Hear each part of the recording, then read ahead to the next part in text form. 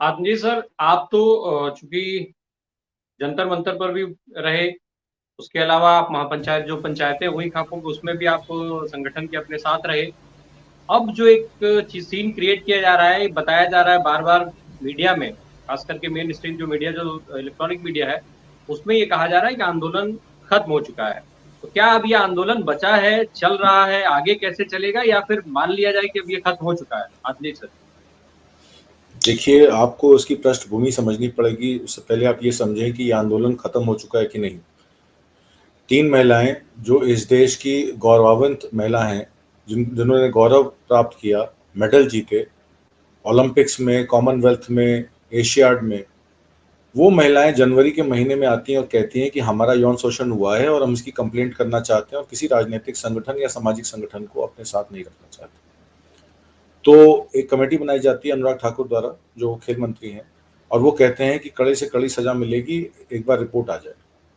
3 महीने बाद यही महिलाएं दोबारा जंतर मंतर पे आती हैं और कहती हैं कि अब हमें सामाजिक संगठनों, राजनीतिक संगठनों और किसान संगठनों की और खाप पंचायतों की जरूरत है कि सरकार ने हमको बेवकूफ बनाया, हमारी बात सुनी नहीं, हमारी बात मानी। जब ये महिलाएं देश से जाती हैं खेलने के लिए तो इनकी जर्सी पे इंडिया लिखा होता है। ये हिंदुस्तान को रिप्रेजेंट करती हैं, देश की 70 करोड़ महिलाओं को रिप्रेजेंट करती हैं। वो उनको सशक्त करती हैं, वो उनको बताती हैं कि अगर हम अब कोशिश करें तो हम हार नहीं माने तो हम बहुत आगे निकल सकते हैं। वो प्रेरणा की स्रोत बन जाती हैं और अपने दम पर देश के लिए मेडल लेकर आती हैं और देश का गौरव बढ़ाती हैं। अगर वो महिलाएं 4 महीने से, आज 5 महीने कंप्लीट हो गए, 6 जून हो गई, आज 5 महीने और करीब 15 दिन से वो न्याय की गुहार कर रही हैं, तो इस देश की राजतंत्र को, इस देश के राजदंड को, इस देश के प्रधानमंत्री को, इस देश के गृह मंत्री को, इस देश के हर एक नागरिक को धिक्कार है जो इस देश में इस द्रौपदी का चीरहरण देख रहा है और उसकी हिम्मत नहीं है कि वो कुछ कह सके। ये बात तो एक तरफ है। दूसरी बात, जब हमारी किसान संगठनों ने ये कहा कि हम बीच में पड़कर और होम मिनिस्टर से और सरकार से वार्ता शुरू करेंगे और कोऑर्डिनेशन करके इन समस्या का हल निकालेंगे, ताकि इन महिलाओं का, इनके इन ये महिलाएं पहले हैं, पहलवान बाद में, तो मैं महिला ही कहूंगा, तो इन महिलाओं का जो कंप्लेंट है उसको एड्रेस करने के लिए उन्होंने कहा हम सरकार से वार्ता करेंगे और मान सम्मान उनका रखवाएंगे। और उसके लिए उन्होंने पहले कहा, जब वो मेडल बहाने 28 तारीख को गई तो उनको ये कहा गया कि आपको हम 5 दिन का समय देती हैं, आप 5 दिन के अंदर जो भी खाप के जो रिप्रेजेंटेटिव वहां गए, सौरम खाप के, कि वो आप इसको अगर करा सकते हैं तो 5 दिन में करा दीजिए, नहीं तो फिर हम अपना अगला कदम लेंगे। और फिर अगले दिन सौरभ खाप की मीटिंग होती है, उसको कुरुक्षेत्र में भेज दिया जाता है और कुरुक्षेत्र में यह ऐलान कर दिया जाता है कि 9 तारीख तक अगर सरकार से वार्ता विफल हो गई तो हम इस बात को हम फिर अपना आंदोलन की भूमिका तय करेंगे। अब आज 6 तारीख हो गई, अब 28 तारीख और 6 तारीख में 6 दिन बीत गए, 8 दिन बीत गए। अब इन 8 दिनों में क्या हुआ कि कुछ संगठनों ने, जिनमें खाप चौधरी थे और एक किसान संगठन के नेता हैं, दोनों बंधु हैं, उन्होंने इनकी अमित शाह से मीटिंग कराई रात को 11 बजे, और रात को 11 बजे मीटिंग करा के वो 2 बजे अपने घर आ गए। अगले दिन मुंडलाना में जो पहले से एक पूर्व निर्धारित कार्यक्रम था, उसके अंतर्गत वहां पे एक पंचायत लगी जिसका नाम था सर समाज समर्थन पंचायत। उसमें जो वहां के किसान नेता थे उन्होंने एक बड़ी कॉल देने की बात की कि अगर मान लीजिए हमारी बेटियों को ऐसे घसीट कर, रौंद कर, उनके उनके ऊपर जूते रखकर इस तरह का ट्रीटमेंट दिया जाएगा तो बीजेपी के हर उस सदस्य को, बीजेपी के हर उस रिप्रेजेंटेटिव को, हर उस कार्यकर्ता को, हर उस एमएलए को, हर उस मिनिस्टर को हम अपने गांव में घुसने नहीं देंगे, उनको भी घसीट घसीट कर उसी तरीके से बाहर निकालेंगे। ये तय हुआ। पर उसमें बजरंग पुनिया आए, उन्होंने अपने हाथ जोड़कर ये कहा कि देखिए, आप लोगों के भाव हम समझ सकते हैं, हम ये भी जानते हैं कि आप हमारे साथ हैं, पर हम कुछ समय चाहते हैं कि आप 9 तारीख तक ऐसी कोई कॉल न दें, और 9 तारीख के बाद हम बड़ी महापंचायत की कॉल देंगे जिसमें हम चाहेंगे कि सभी खाप पंचायतें, सभी किसान संगठन उसमें शामिल हों, सम्मिलित हों और हमारा सपोर्ट करें, और जो हम कॉल दें उसको वो आगे करें। तो हमारी जो वहां पंचायत लगी थी उसने ये डिसाइड किया कि अगर वो 9 तारीख तक टाइम मांग रहे हैं तो हमें टाइम दे देना चाहिए, क्योंकि वो जानते हैं, क्योंकि वो लीड कर रहे हैं इस प्रोटेस्ट को, तो वही डिसाइड करें कि क्या होना है क्या नहीं होना है। और उसके बाद वो वापस चले गए। उन्होंने ये नहीं बताया कि उनकी अमित शाह से मीटिंग हुई थी।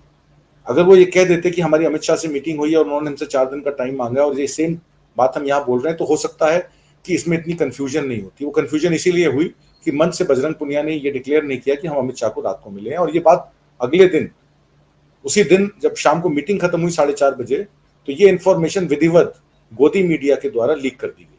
2:30 बजे बता दिया गया कि पहलवान तो 11 बजे अमित शाह को मिलने गए थे। और ये लीक भी सरकार के लोगों ने की, क्योंकि और किसी को तो पता नहीं था। इनको कहा था कि तुम चुप रहना, तुम अभी बात मत करना, हम अभी देखते हैं कितनी जल्दी चार्जशीट फाइल हो सकती है, उसके बाद ही इस पे हम लोग कुछ काम करें। अब चूंकि बजरंग पुनिया ने इसकी डिक्लेरेशन नहीं दी, तो वो अपना फेस सेव करते हुए नजर आए।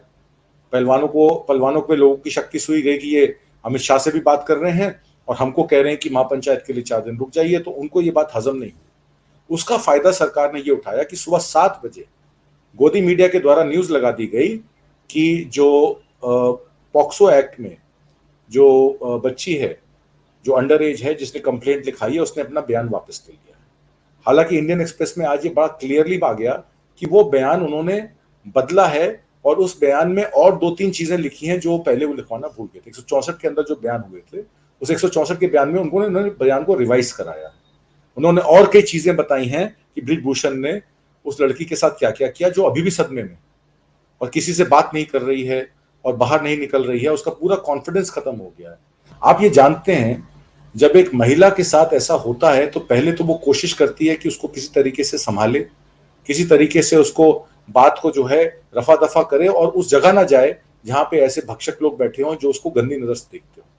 पर जब पानी सर से निकल जाता है, जब उसके पास कोई चारा नहीं बचता, वो अपनी असमत बचाने के लिए ये सब बातें करती है। आपको क्या लगता है, जो 15 कंप्लेनेंट्स हैं और 10 साक्ष्य आपने अखबार में पढ़े हैं, वो साक्ष्य किसी को भी जिसकी बहू, बेटी, बहन या पोती घर में है, उसको हिलाने के लिए काफी है। उन्होंने बहुत सारी चीजें ऐसे बोली हैं जो एक नॉर्मल आदमी नहीं कर सकता। हक करना, नाभि पे हाथ रखना, ब्रेस्ट को छूना और कहना कि तुम तो मेरी बेटी समान हो, अपने कमरे में बुला के अपने बेड में साथ बिठा लेना। मतलब बेटी भी कह रहे हो और उसका शोषण भी कर रहे हो। तो ये जो चीजें हैं, ये बहुत ही खतरनाक चीजें हैं। फिर उन्होंने ये कहा कि ये तो पहलवान जो है अमित शाह के पास आई हैं और ये लोग आगे बता नहीं रहे हैं, तो इसका मतलब इनकी कोई एग्रीमेंट हो गई है। और तमाम झूठी खबरें कल सुबह से चलानी शुरू कर दी कि जैसे कि बयान वापस ले लिया है, साक्षी मलिक ने ड्यूटी ज्वाइन कर ली है और वो उन्होंने आंदोलन से अपना नाम विड्रॉ कर लिया है और आगे चलकर ये केस भी खत्म हो जाएगा।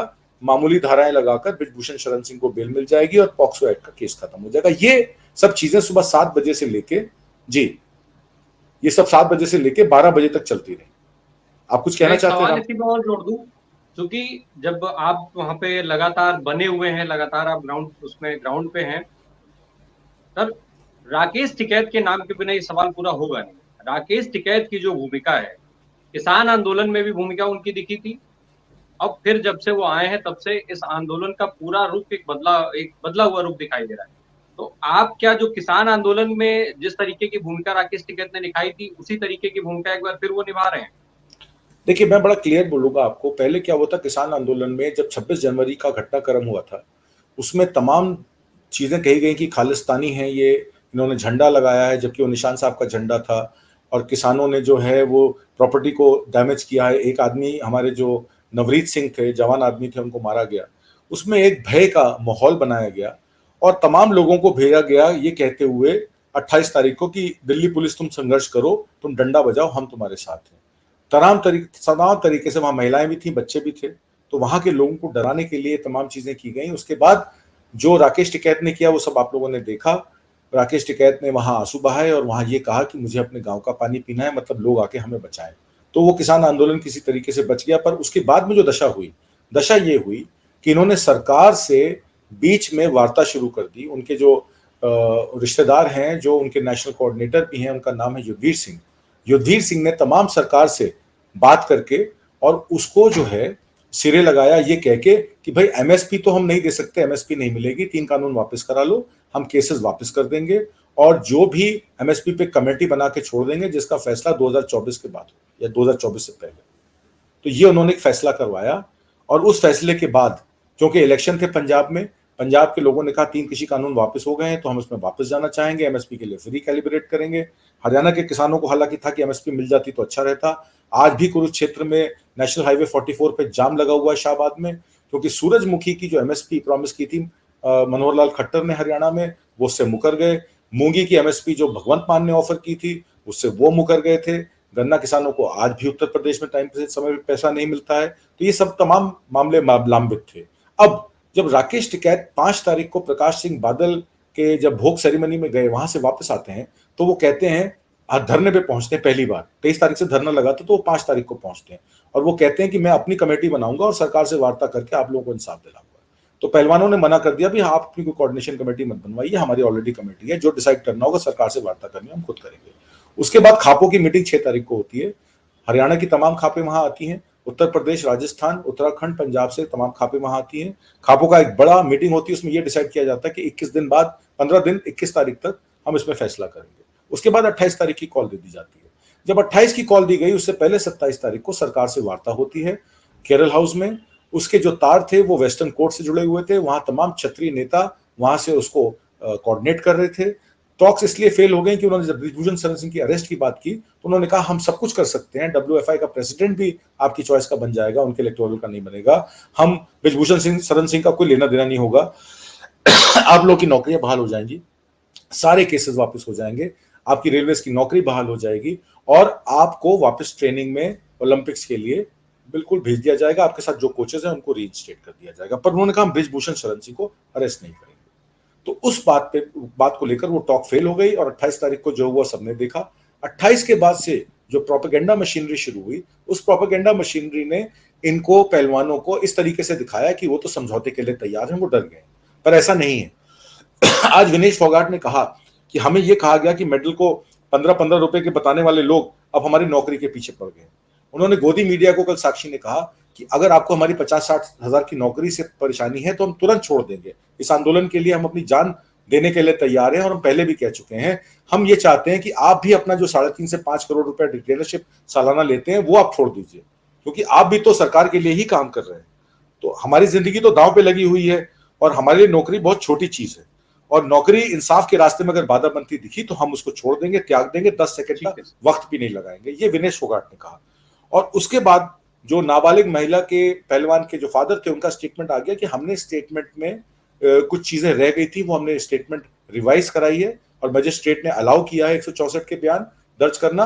अब वो कौन से बयान पे केस की सुनवाई करेंगे ये तो मजिस्ट्रेट डिसाइड करेंगे। तो 164 के 2 बयान दर्ज है, एक पहले और एक बाद में, तो वो मजिस्ट्रेट के ऊपर है कि वो कौन से बयान लेंगे।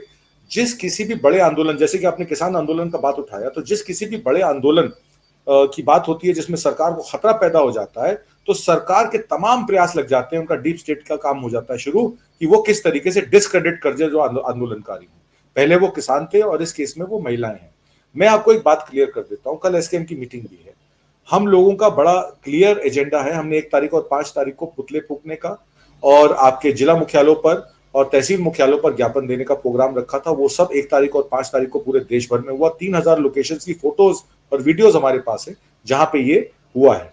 अब हम कोई बड़ी कॉल कल देंगे, सारी खापों की मीटिंग भी कल है, कल दिल्ली की खापों में की मीटिंग है, कल हरियाणा की खापें भी मिल रही हैं और कल 2 मीटिंग्स ऑलरेडी जींद में और चक्की दादरी में लगी हुई है और वहां पे एक बड़ा डिसीजन कल हो सकता है, प्रेस कॉन्फ्रेंस भी हो शाम को, एक बड़ा डिसीजन सरकार के खिलाफ मोर्चा खोलने का हम करेंगे, क्योंकि पहलवानों ने हमसे 9 तारीख तक का समय मांगा है और जिस तरीके के बयान अब पहलवानों की तरफ से ट्विटर के जरिए आ रहे हैं तो ये बात तो क्लियर हो गई है कि ये टॉक फेल हो चुकी है। जिस तरीके से सरकार ने इंफॉर्मेशन लीक करके उनको डिस्क्रेडिट करने की कोशिश की, अब पहलवानों का एजेंडा बहुत क्लियर है कि वो अब सरकार की वार्ता में, सरकार के छलावे में नहीं आएंगे और इस आंदोलन को तेज करके हम लोग देश भर में तमाम जगह मीटिंगें लगाएंगे, सब वर्ग लोगों की मीटिंग लगाएंगे। ये कोई जाट वर्सेस राजपूत का मामला नहीं है। सरकार को बड़ा इजी लगता है, हिंदू को मुसलमान से लड़वा दो, जाट को राजपूत से लड़वा दो, सिखों को ईसाइयों से लड़वा दो। ये इनका एक पुराना आरएसएस का एजेंडा रहा है। पर मुझे अब ये लगता है कि इसमें मामले ने तूल पकड़ लिया है और ये 2024 तक महिलाओं का मामला, दलितों का सोशल जस्टिस का मामला, किसानों का मामला और नौजवान की नौकरियों का मामला, ये 4 प्रमुख मुद्दे हैं जो 2024 के इलेक्शन में बीजेपी का फेट तय करेंगे। जी, मैं एक चीज राम प्रकाश जी और ऐड करना चाहता हूं। जो जी, ये पेट्रियार्कल सोच है कि एक औरत अबला है और उसको वो जरूरतमंद है, तब तक तो आप उसके हाथ को फीड करते रहेंगे, आप उसको अपने अधीन रखेंगे, आप जो चाहेंगे उससे वो करवाएंगे। पर वही महिला, वही लड़की जब सशक्त हो जाती है, जब वो अपने पैरों पे खड़ी हो जाती, जब वो देश को गौरव प्राप्त कराने के लिए वो हो जाती, तो कई लोगों को कॉम्प्लेक्स हो जाता है यहाँ पे। और उसी कॉम्प्लेक्सिटी का, उसी पेट्रियार्कल सोच का ये नतीजा है कि जो महिलाओं पे आप अत्याचार कर रहे हैं, शोषण कर रहे हैं, उनको मार रहे हैं, पीट रहे हैं, इतनी दयनीय स्थिति में आपने उनको डाल दिया है। ये आपकी उसी पेट्रियार्कल सोच को बताता है कि आप तो केपेबल नहीं थे कुछ करने के। धनंजय जी ने जैसे कहा कि आप किस सोच से प्रशासन में बैठे हैं, आपकी क्या क्वालिफिकेशन है, और जिनकी क्वालिफिकेशन है उनको आप मार पीट रहे हैं। तो ये तो आपकी नालायक सोच बताता है कि आप खुद नालायक हैं, इसीलिए उन पे आप प्रताड़न कर रहे हैं।